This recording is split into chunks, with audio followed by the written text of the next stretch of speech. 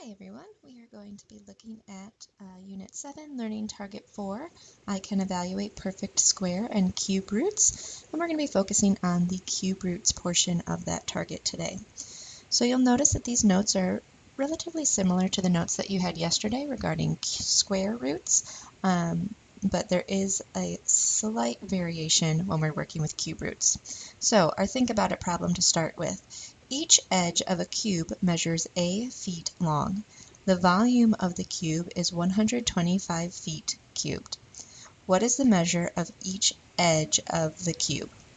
So yesterday we were talking about squares, and hopefully we have the prior knowledge or remember that a cube is just made up of multiple squares. Okay, so one side length of a cube we're going to say is A in this situation.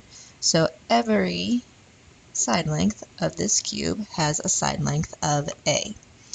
And something else that we need to remember is how do we find volume of a cube?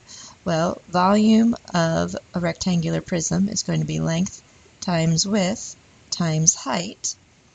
And with a cube, since all of those measures are the same, a multiplication expression that would help us find the volume would be to take A times A times A. So what equation could we use to solve the volume of this cube? Well, if we have A times itself 3 times, if you remember back to our exponent target, we are going to write A to the third power. So what is the length of one side of a cube? And I'm actually going to go back to B. We know what the volume is. It tells me that 125 is the volume. So I'm going to write 125 is equal to A cubed. So what number, when we multiply it by itself 3 times, is going to be 125? And this is something that you just kind of need to think about. 125 ends in a 5, so maybe either a 10 or a 5. Well, 5 times 5 is 25, and 25 times 5 is 125. So the side length of the cube, one side length, is going to be 5. And we can verify that just as we talked through. 5 times 5 times 5 does equal 125. So the number 125 is one of a set of numbers called perfect cubes. A perfect cube is a number that results from an integer multiplied by itself 3 times. So let's complete the table of the first 15 cubes. So if we have 1 times itself 3 times, 1 times 1 times 1 is 1. 2 times 2 is 4, times 2 again is 8. 3 times 3 is 9, times 3 again is 27. 4 times 4 is 16. 16 times 4 is 64. 5 times 5 times 5, we just used that to solve our think about it problem. We know that's 125. 6 times 6 is 36. 36 times 6 is 216, and so on. So I'm going to go ahead and just fill these in. 7 cubed is 343. 8 cubed is 512. 9 cubed is 729. 10 cubed is 1,000. 11 cubed is 1,331.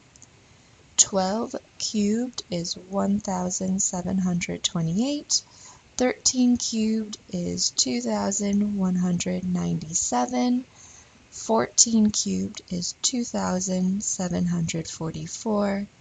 And 15 cubed is 3,375. Okay, and we're going to be using that chart to help us solve our problems for your homework and for our examples. So looking at the equation that we wrote above, how do you solve an equation when a variable cubed is equal to a perfect cube? Again, we're going to be using inverse operations. So yesterday, when we were talking about the inverse operations of a square number, we talked about using the square root. Well, The inverse operation of cubing a number is finding the cube root. And a cube root of any number, or of a number, is any number used as a factor 3 times to produce the original number. So for example, 3 is the cube root of 27 because 3 times 3 times 3 is equal to 27. Unlike square roots, there is only one cube root. So we talked about with square roots that you can have a positive or negative root to a perfect square. That is not the case for cube roots. Cube roots only have one root. And we use a symbol that's very similar to the square root. However, you'll notice that there is a 3 to indicate that we are taking the cube root. So that 3 outside the radical sign means that we're going to be taking the cube root of a number. So for example 1, circle the numbers that are perfect cubes. Identify the cube roots of the number you select. Okay, so if we're looking through, we can use our chart to help us out. I notice that 8 is a perfect cube. 25 I know is a perfect square, so that's not going to be a perfect cube. And then between 5, 12, let's see, yep, 5, 12 is on there, and 636 is not. So we're going to cross that one out. So for 8, to prove it, what is the cube root of that number? So what number times itself is going to give us 8? Well, we can use our chart to help us out with that, or hopefully that's one that you commit to memory. That would be 2 times 2 times 2. So the cube root is a single 2. For the cube root of 512, again, we can use our chart, looking at where does 512, that's 8 cubed. So remember that's 8 times 8 times 8. So the repeated factor, the cube root, would be a single 8. A common misconception that a lot of people tend to make when they're first learning this is they write 8 times 8 times 8 as the cube root. That is not the cube root. The single value 8 is the cube root, because we're looking at what one integer multiplied by itself 3 times gives us that perfect cube. So looking at example 2, we want to solve the following. So we have a cubed is equal to 64. So similar to yesterday, if I need to do the inverse operation of cubing a number, I'm going to take the cube root, so that a cubed and the cube root of that will cancel out your cubes, and that leaves us with a single value of a. And whatever I do to one side, I have to do to the other side of my equation, and the cube root of 64 is 4. So my solution is a equals 4. My next one, the cube root of k cubed equals the cube root of 216. So that gives me k equals, and if we look up at our chart, 216 is 6 cubed. So my square root would be 6. For the next one, p cubed equals 1,331. So if I take the cube root of p cubed equals the cube root of 1,331, that would leave me p equals, so 1,331 I see is 11 cubed, so my square or cube root would be 11. Then just like yesterday when we have a fraction, so we have the cube root of t cubed equals the cube root of the entire fraction. But remember, we can break that down, so it's really like saying the cube root of my numerator over the cube root of my denominator. And so that would give me t equals, let's see, 343 is the perfect cube with their factor of 7, and 729 is the perfect cube of with a repeated factor of 9. So that would be 7 over 9. For example 3, if the volume of a cube is 8,000 cubic inches, what is the length of one edge of the cube? So this goes back to similar problem to what we did in our think about it. So we know that the sides are all going to be the same measure. I know that to find volume of a cube, I have to do length times width times height, which is the same since those are all the same values, which would be a cubed. So first, what is the area of one face of the cube? So area, we talked about yesterday, which is length times width, or a squared. Oh, sorry about that. My hand must have hit the text button. All right, so what is the area of one face of a cube? So we know that if the volume of a cube, and actually,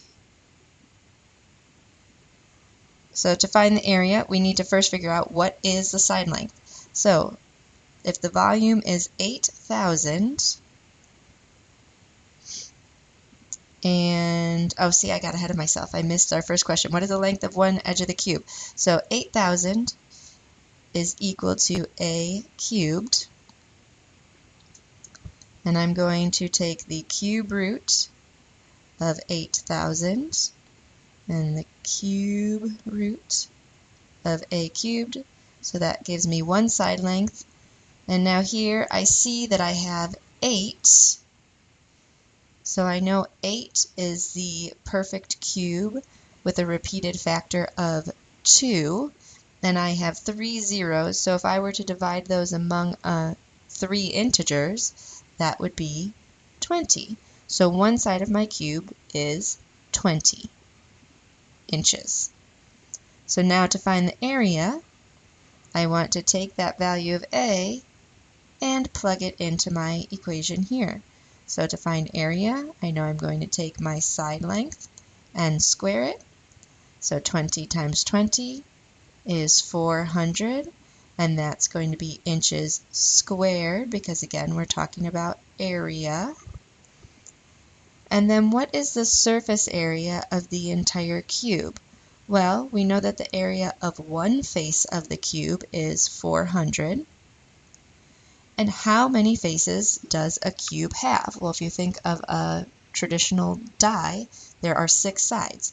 So if I multiply that by 6, I am going to get 2,400 inches squared. So there's definitely multi-parts to that question. Make sure that you read all of your questions and you're not like me and miss that very first question, because you would need that to solve the other 2. Okay, go on to Otis. You're going to do your practice for this.